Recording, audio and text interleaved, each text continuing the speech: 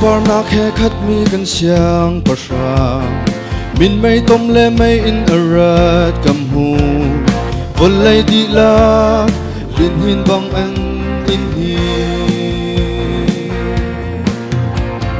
sun par na khe khat mi kan siang pasha min mai tom le mai in arat kam hu vol lai di la lin hin bang in an in hi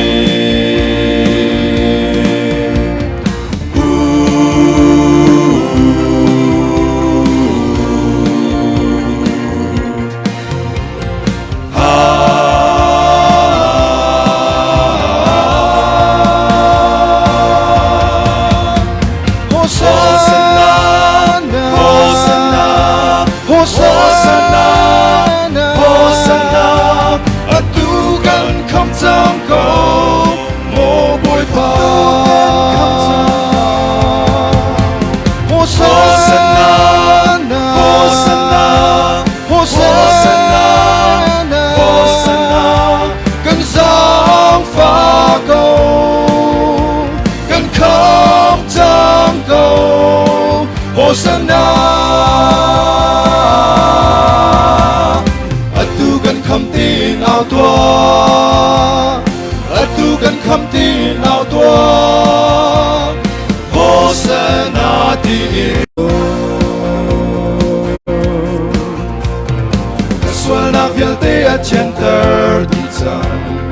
Ho rang bong rang in ka chiang pe chang Kai cha kham tu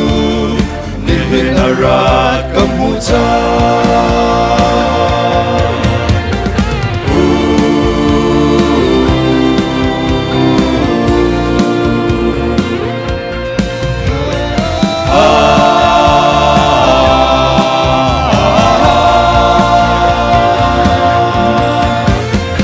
Hosanna,